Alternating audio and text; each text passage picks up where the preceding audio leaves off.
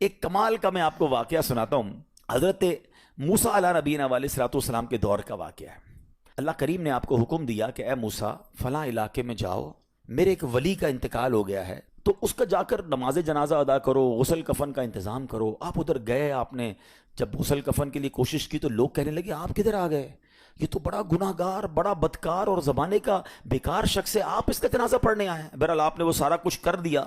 پھر اللہ سے کہا کہ یا اللہ بندے تو یہ کہہ رہے ہیں تیرا نافرمان تھا، گناہ گار تھا، اور تو فرماتا ہے تیرا ولی.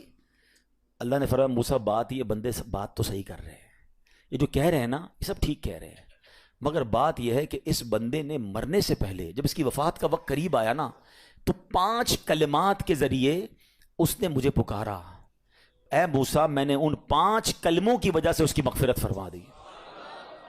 حضرت موسیٰ نے کہا یا اللہ مجھے 5 سینٹنس بتا دے، مجھے وہ 5 کلمات بتا دے کہ صدیاں گناہ کر کے اتنے بڑے گناہ گار کو صرف 5 کلموں کے لیے بخش دیا تو نے. اب ذرا ان 5 سینٹنس کی خوبصورتی، ڈیپتھ اور اللہ سے کنیکٹیوٹی سمجھیے گا. کاش یہ بات سمجھ آ جائے کہ توبہ کہتے کس کو ہیں، اللہ سے کنیکٹیوٹی کسے کہتے ہیں. ہم کانوں کو ہاتھ لگانا یا اللہ میری توبہ، ہمارے تو اسٹائل ہی دوسرے ہیں نا. توبہ کسی اور شے کا نام ہے. توبہ کے لیے کوئی بہت بڑا اہتمام کرنے کی ضرورت نہیں ہے، بس دل سے ایک بار پکارنے کی ضرورت ہے. سچی پکار ہو جائے، ایک بار سچی کنیکٹیوٹی ہو جائے، وہ کریم پچھلے سارے گناہ معاف فرما دیتا ہے. اس پتہ ہے گناہ گار نے وہ 5 جملے کیا کہے؟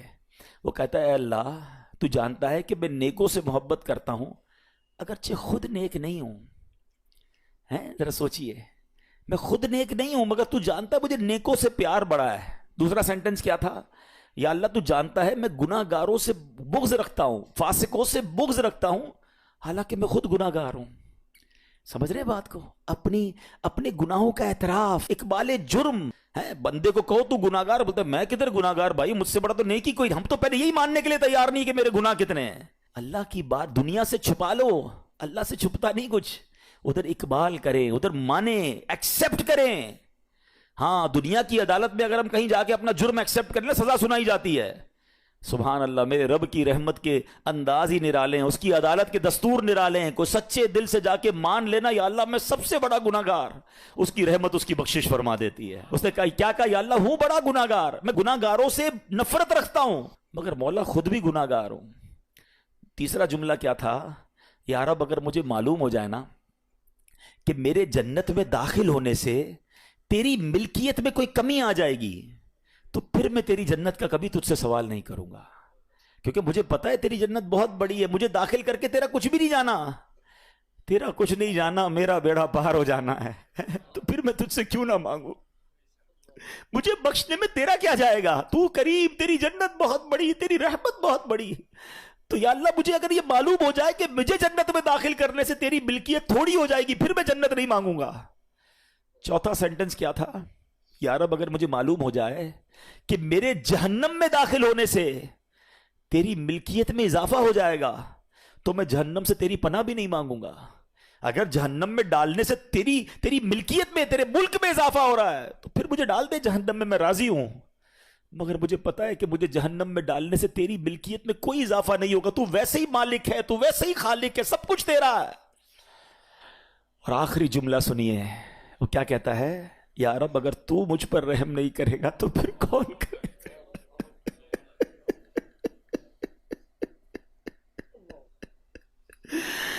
اگر اللہ رحم نہیں کرے گا تو کون کرے گا؟ آج اس کی رحم کی بھیک لینے تو آئے ہیں، آج اس کے کرم کی خیرات لینے تو آئے. ہم مانتے ہیں یا اللہ، ہم سب ایکسیپٹ کرتے ہیں، ہم نے بہت گناہ کیے، ہم نے بہت خطائیں کی، لوگوں سے ڈر لگتا رہا کہ کوئی دیکھ نہ لے. مالک معلوم تھا تو دیکھ رہا ہے، پھر بھی ہم نے گناہ کیے. دروازے بند کر کے گناہ کیے، لائٹ آف کر کے گناہ کیے، علاقے تبدیل کر کے گناہ کیے. ہم سب مانتے ہیں مولا، مگر یہ پتا ہے ہمیں بخش دے گا تو تیری رحمت میں کمی نہیں آئے گی، تیرا جائے گا کچھ نہیں. ہم بھی تیرے بندے ہیں، ہم بھی تیرے بندے ہیں، تیرے محبوب کے امتی ہیں مولا. تو رحم نہیں کرے گا تو کون رحم کرے گا؟ حاصل کریں. جب حضرت عبد الرحمن بن عوف کو ہوش آیا نا تو لوگوں نے کہا کہ آپ کی طبیعت کیسی ہے؟ تو آپ نے کہا کیا مجھ پر غشی طاری ہو گئی تھی؟ تو کہا جی تو کہتے ہیں بے شک میری بے ہوشی میں میرے پاس 2 فرشتے آئے اور کہنے لگے تم چلتے نہیں کہ ہم تمہیں خدا کی بارگاہ میں لے جائیں اور تمہارے بارے میں فیصلے لیے جائیں. دوسرے فرشتے نے کہا انہیں لوٹا دو, یہ ان افراد میں سے ہے جن کے لیے ان کی ماؤں کے پیٹ میں ہی سعادت مندی لکھ دی گئی تھی, اور ان قریب اللہ تعالیٰ ان کے ذریعے ان کی اولاد کو جب تک چاہے گا نفع دے گا. اس کے بعد آپ رضی اللہ تعالیٰ 1 مہینہ مزید زندہ رہے, اس کے بعد انتقال ہوا. تو پتہ چلا کہ آپ کی والدہ نے نماز پڑھی, اللہ سے مدد مانگی اور آپ کو اللہ نے ایک نئی زندگی عطا فرمائی. تو آپ اپنی زندگی میں اس پریکٹس کو آج اس آیت سے دیکھیں, ہم نے کرنا کیا ہے. ہم جب بیان میں آئیں تو صرف بیان نہیں سننا ہے, ہم نے اللہ نے مجھے کہا کیا ہے. ہم اس ٹاپک کو لے کے اسی لیے چل رہے ہیں نا کہ میرے رب نے ڈائریکٹلی مجھ سے کیا بات کی ہے. تو آج اس آیت میں یہ لیسن مل رہا ہے کہ جب کسی پرابلم میں ہیں, کلیمٹی میں ہیں, تو اللہ کی طرف جانا ہے اور نماز سے مدد چاہنی ہے. وَاسْتَعِينُوا بِالصَّبْرِ وَالصَّلَاةِ. اچھا اب آپ دیکھیں پیارے آقا کی نماز کی کیسی عادت تھی. بادل گرجتے تھے, آندھی چلتی تھی, کسی بری خبر کی اطلاع آ رہی ہوتی تھی, نبی پاک نماز کی طرف چلے جاتے. اچھا مجھے بتائیں نماز استسقاء کیا ہے؟ بارش نہیں ہو رہی ہے, پیارے آقا نماز پڑھا رہے ہیں. سورج گہن ہو رہا ہے, نبی پاک نماز پڑھا رہے ہیں. چاند گہن ہو رہا ہے, پیارے آقا نماز کی طرف. یعنی کس قدر اللہ کی طرف رجوع ہے. And whenever anything bad happen یا گوئنگ ٹو بیڈ ہیپن, ہونے والی لگ رہی ہے, کچھ بڑا ہونے والا ہے. ہمیں بھی تو خبریں آ رہی ہوتی ہے نا کہ بھائی کل بہت شدید بارش ہوگی, اللہ نہ کرے کوئی اور بری خبر ایکسپیکٹیشن ہے, آپ کو کاروبار میں کوئی ایسی خبر آنے کا ڈر ہے, یا آپ کی کوئی شپمنٹ جاری ہے, واٹ ایور آپ چاہتے ہیں ہر چیز بہتر ہو جائے. قرآن نے فارمولا دیا نا, وَاسْتَعِينُوا بِالصَّبْرِ وَالصَّلَاةِ. اللہ نے ڈائریکٹلی مجھے اور آپ کو کہا ہے. تو from now on words make your practice کہ میں نے انشاءاللہ نماز سے مدد لینی ہے. اور آپ اپنی آنکھوں سے دیکھیں گے اور آپ اللہ سے عرض بھی کریں کہ اللہ تو نہیں قرآن میں کہا ہے مدد لے, میں نے کھڑا ہو گیا نماز کے لیے. تو نماز سے آپ نے مدد لینی ہے. اچھا اب اس کے بعد آیت کا جو سیکنڈ پارٹ ہے کہ صبر سے بھی مدد لینی ہے. اور آگے کیا فرمایا, ان اللہ مع الصابرین, اللہ صابروں کے ساتھ ہے. سبحان اللہ. اس کا مطلب یہ ہوا کہ اللہ تعالیٰ اپنے علم و قدرت کے ساتھ ویسے تو ہر کسی کے ساتھ ہے, لیکن یہاں صبر کرنے والوں کا خاص ذکر اس لیے ہوا تاکہ انہیں معلوم ہو جائے کہ اللہ تعالیٰ ان کی مشکلات کو دور فرما دے گا. مگر کرنا کیا ہے؟ صبر کرنا ہے. اچھا اب صبر کے بارے میں 2 باتیں بڑی اہم ہیں کہ صبر نارملی ہم جب بھی صبر کے بارے میں سنتے ہیں تو صبر ہم کہتے ہیں یار تکلیف آئی ہے صبر کرو, یقیناً یہ بھی صبر ہے, مگر صبر کی ایک اور قسم بھی ہے جو اس سے بھی سپیریئر ہے, جو اس سے بھی افضل ہے. اور وہ کیا ہے؟ گناہ کے لیے دل چاہے, حرام کے لیے دل چاہے, نفسانی خواہشات برا کام کروانا چاہ رہی ہیں اور بندہ اس پر صبر کرے.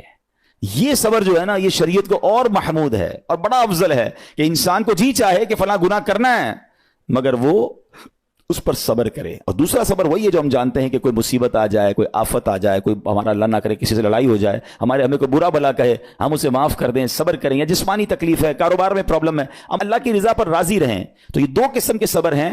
اور جب کوئی بندہ صبر کرتا ہے نا تو قرآن و حدیث اور بزرگان دین کے اقوال سے میں اب آپ اس کے 10 فائدے بتانا چاہتا ہوں. میں کہتا جاؤں گا, آپ اللہ کے ذکر کی نیت سے سبحان اللہ بھی کہتے رہیں, جنت میں درخت بھی لگاتے رہیں. ٹھیک ہے. اللہ تعالیٰ صبر کرنے والوں کے ساتھ ہے. صبر کرنے والے کو اس کے عمل سے اچھا اجر ملے گا, صبر کرنے والے کو بے حساب اجر ملے گا. صبر کرنے والوں کی جزا دیکھ کر قیامت کے لوگ حسرت کریں گے. صبر کرنے والے رب کریم کی طرف سے درود و ہدایت اور رحمت پاتے ہیں. صبر کرنے والے اللہ کو محبوب ہیں. صبر آدھا ایمان ہے. صبر جنت کے خزانوں میں سے ایک خزانہ ہے. صبر کرنے والے کی خطائیں مٹا دی جاتی ہیں اور صبر ہر بھلائی کی کنجی ہے. اب آتے ہیں ان دونوں صبر کو تھوڑا سا ڈیفائن کرتے ہیں. ایک نفسانی خواہشات, گناہ کا جی چاہتا ہے, کیونکہ نفس ہے نا وہ تو ہر وقت موج مستی چاہتا ہے, وہ تو ہر وقت چاہتا ہے جناب بس یہ بھی کام کر لوں وہ بھی کر لوں. اب مجھے یہ دیکھنا ہے کہ میرا یہ کام اللہ کو راضی کرے گا یا رب کو ناراض کر دے گا. لیکن جو نفسانی خواہشات پر صبر کرتا ہے نا, گناہ سے اپنے آپ کو بچاتا ہے. قرآن کیا کہتا ہے؟ وَأَمَّا مَنْ خَافَ مَقَامَ رَبِّهِ وَنَهَى النَّفْسَ عَنِ الْهَوَىٰ فَإِنَّ الْجَنَّةَ هِيَ الْمَأْوَىٰ. اور رہا وہ جو اپنے رب کے حضور کھڑے ہونے سے ڈرا اور نفس کو خواہش سے روکا تو بے شک جنت ہی اس کا ٹھکانہ ہے. دل چاہ رہا ہے, شیطان کہہ رہا ہے کر لے, کوئی دیکھنے والا نہیں ہے, علاقہ بھی چینج کر لیا, شہر بھی تبدیل ہو گیا, nobody here to watch you, مگر اللہ دیکھ رہا ہے. اچھا نارملی اگر غور کریں گناہ کرتے کیوں ہیں؟ جتنے بھی گناہ ہیں, what ever the list of گناہ اٹھائیے, کوئی شراب پیتا ہے, کوئی بدکاری کرتا ہے, معاذ اللہ کوئی جوا کھیلتا ہے, کوئی جناب بے حیائی کرتا ہے, گندی چیزیں دیکھتا ہے یا جھوٹ بولتا ہے, واٹ ایور, ان تمام گناہوں میں تھوڑی سی لذت ہے, ٹیسٹ. ٹھیک ہے. غیبت میں بھی ٹیسٹ ہے, بلکہ کتابوں میں آیا کہ غیبت میں شراب سے بھی زیادہ مزہ ہے, جبھی تو بندہ چھوڑتا نہیں ہے. اچھا لیکن یہ تمام ٹیسٹ میں ایک بڑی اہم بات اب میں کہنے جا رہا ہوں. یہ بزرگ نے بڑی کمال کی ون لائنر ہمیں دے دیا ہے. وہ کہتے ہیں کبھی بھی لذت کے لیے گناہ مت کرنا, کیونکہ لذت ختم ہو جائے گی, گناہ کا جواب اور پنشمنٹ باقی رہ جائے گی. اب آپ اس فارمولے کو سامنے رکھیں کہ جب بھی ہم گناہ کرتے ہیں فیو منٹس یا فیو آورز کی ایک انجوائمنٹ ہے, آفٹر دیٹ انجوائمنٹ ختم, مگر اس کا جواب باقی ہے, عذاب باقی ہے, اللہ نہ کرے اللہ ناراض ہوا تو پنشمنٹ باقی ہے. تو کیا فرمایا, انجوائمنٹ کے لیے گناہ مت کرنا, انجوائمنٹ ختم ہو جائے گی, عذاب باقی رہ جائے گا. اور اگلا سینٹنس کتنا خوبصورت ہے, فرماتے ہیں کبھی بھی تکلیف کی وجہ سے نیکی مت چھوڑنا, تکلیف ختم ہو جائے گی, اجر باقی رہ جائے گا. اب مثال دیتا ہوں, اس کے 2-3 ایگزامپل سمجھیے. گناہ کی ایگزامپل تو آپ سمجھ گئے کہ کوئی بھی تھوڑی دیر کا گناہ کرتا ہے, لذت پاتا ہے, وہ گناہ ختم, عذاب باقی. اب نیکی میں کیا ہوتا ہے, فجر کے لیے اٹھنا, نیند آ رہی ہے, دل نہیں چاہ رہا, آپ اٹھے, آپ نے وضو کیا, فجر پڑھا, وہ اٹھنے کی تکلیف تو ختم ہو گئی نا, واپس سونا تو سو جائیے, مگر فجر کا اجر اور ثواب باقی رہ گیا ہے. رمضان کے روزے ڈیفیکلٹ ہیں, لیکن افطار کے بعد تکلیف ختم ہو جاتی ہے, ہم کھاتے پیتے ہیں, موج کرتے ہیں, مگر ثواب باقی رہ جاتا ہے. کبھی کبھی آپ کو کوئی مسجد میں بلاتا ہے, یار چلو بھائی بیان ہو رہا ہے, اجتماع ہو رہا ہے, کوئی نیکی کی بات ہو رہی ہے, نہیں یار دل نہیں چاہ رہا, آپ آ گئے, آدھے 1 گھنٹہ بیٹھے, پھر چلے گئے, وہ آپ کا جو ٹینشن تھا یا پریشر تھا وہ ختم ہو گیا, مگر ثواب باقی رہ گیا. تو اب اس فارمولے کو یاد رکھیے گا, جب بھی گناہ آپ کی طرف آئے نا, آپ سوچیں کتنی دیر کا فائدہ ہے, 1 گھنٹہ دوستوں کے ساتھ بیٹھوں گا, بری باتیں کروں گا, 2 گھنٹے فلم دیکھوں گا, 2 ڈھائی 3 گھنٹے, بس اس کے بعد جواب تو باقی ہے نا, قیامت تک اللہ کو جواب دینا پڑے گا. نہیں یار مجھے انجوائمنٹ کے لیے گناہ نہیں کرنا ہے. اور جب کوئی نیکی کا کام آئے اور آپ کو لگے یار دل نہیں چاہ رہا, مزہ نہیں آ رہا, بوریت ہوگی, چھوڑنا یار, تو بندہ سوچے کتنی دیر کی نیکی ہے, آدھے گھنٹے کی, 1 گھنٹے کی, بس 2 گھنٹے کی, اور ثواب باقی رہ جائے گا. Let's do it. اگر یہ بات سمجھ آ گئی نا آپ کو, تو انشاءاللہ دیکھیے گا گناہ سے بچنا اور نیکیاں کرنا آسان ہو جائے گا. تو اب کیا فرمایا قرآن نے کہ جس نے اپنے نفس کو روکا, کیا خوبصورت آیت ہے, وَأَمَّا مَنْ خَافَ مَقَامَ رَبِّهِ وَنَهَى النَّفْسَ عَنِ الْهَوَىٰ, اب رہا وہ جو اپنے رب کے حضور کھڑے ہونے سے ڈرا اور نفس کو خواہش سے روکا, تو بے شک جنت ہی اس کا ٹھکانہ ہے. اور ایک اور جگہ کمال سے فرمایا, وَلِمَنْ خَافَ مَقَامَ رَبِّهِ جَنَّتَانِ, مبارک ان کو جو اللہ سے ڈرتے ہیں نا, صبر کرتے ہیں, گناہ نہیں کرتے, رک جاتے ہیں. قرآن کہتا ہے جو اپنے رب کے حضور کھڑے ہونے سے ڈرے اس کے لیے 2 جنتیں ہیں, 1 نہیں 2 جنتیں ہیں. سورہ رحمان کی آیت ہے. تو پتا چلا کہ نفس کو روکنا یہ آسان بھی نہیں ہے, ہاں دل بہت چاہتا ہے, مگر یہ صبر جو ہے نا, ان اللہ مع الصابرین کا جو معراج ہے, جو ٹاپ آف دا لسٹ صبر ہے, وہ یہ صبر ہے. اچھا اب آتے ہیں ایک اور صبر کی صورت, کہ اب آپ کو کسی نے غصہ دلا دیا, برا بھلا کہا, یا آپ کے مزاج کے خلاف بات ہو گئی, اب آپ نے روکنا ہے اپنے آپ کو. اب غصے کا اظہار نہیں کرنا, لڑائی نہیں کرنی, گالی کا جواب گالی, اینٹ کا جواب پتھر, انگریزی کا مقولہ ہے نا ٹٹ فور ٹیٹ, جیسے کو تیسا نہیں, یہ ہماری شریعت ہمیں نہیں سکھاتی. اچھا آج کل کسی کو کہو نا یار آپ کیوں یار لڑائی کر رہے ہیں, بھائی میں جواب نہ دوں تو لوگ سمجھیں گے کمزور آدمی ہوں, مجھے اپنا روب بھی تو رکھنا ہے, میں بھی تو پتا چلے کون ہوں, اپنا بتاؤں تو صحیح کون ہوں. سچی بات پتہ کیا ہے, جو ٹٹ فور ٹیٹ کرتا ہے, گالی کا جواب گالی سے دیتا ہے نا, وہ واقعی بتا دیتا ہے وہ کون ہے, وہ اپنا تعارف کروا رہا ہوتا ہے کہ یہ بھی ایسا ہے, میں بھی ویسا ہی ہوں. او بھائی. اچھا پھر ایک اور عجیب جملہ بڑا مشہور ہے آج کل, جناب ہم شریف کے ساتھ شریف ہیں, ہم بدماش کے ساتھ بدماش ہیں. مجھے آج تک سمجھ نہیں آئی یہ کون سا بٹن لگا ہوا ہے آپ کے اندر کہ شریف کے ساتھ آپ شریف ہو جاتے ہیں, بدماش آتا تو آپ بھی بدماش ہو جاتے ہیں. جناب والا, شریف آدمی شریف کے ساتھ بھی شریف ہوتا ہے, بدماش کے ساتھ بھی شریف ہوتا ہے. جب بھی تو وہ غلط آدمی اچھا ہوگا نا. نبی پاک علیہ الصلوۃ والسلام نے گالیاں سن کر دعائیں دی ہیں, پتھر برسانے والوں کو بھی دعائیں دی ہیں, مگر ہم تو تیار ہی رہتے ہیں, یار میں بتاؤں گا اس کو میں کون ہوں, 1 گالی دی ہے میں اس کے ساتھ پشتوں کو گالیاں دوں گا. تو پھر آپ بھی ویسے ہی ہو گئے نا جناب. حدیث پاک کیا ہے, ہو از مور اسٹرانگر, ہو از مور پاورفل. اللہ کے حبیب علیہ الصلوۃ والسلام فرماتے ہیں کہ بہادر وہ نہیں, یہ بخاری شریف کی حدیث ہے, بہادر وہ نہیں جو پہلوان اور دوسرے کو پچھاڑ دے, بلکہ بہادر وہ ہے جو غصے کے وقت اپنے آپ کو قابو میں رکھے. اصل بہادری یہ ہے. تو اگر آپ نے واقعی صبر سے مدد لینی ہے, ان اللہ مع الصابرین کا مجدہ لینا ہے, تو بدلے نہیں لینا ہے, معاف کرنا ہے. ذرا مل کر میرے ساتھ شب قدر کی دعا دہرائیے گا, اللہم انک عفو کریم تحب العفو فاعف عنی, اللہم انک عفو کریم تحب العفو فاعف عنی, اللہم انک عفو کریم تحب العفو فاعف عنی. واٹ از دا میننگ, اس دعا کا معنی کیا ہے؟ اللہم انک عفو, اے اللہ تو معاف کرنے والا ہے, تحب العفو, معافی کو پسند کرتا ہے, فاعف عنی, اللہ مجھے بھی معاف کر دے. ہم کیا کہہ رہے ہیں اللہ سے, اللہ مجھے معاف کر دے اور میرے سارے اگلے پچھلے گناہ معاف کر دے. مگر دیر از اے کوسچن, آپ نے معاف کر دیا سب کو؟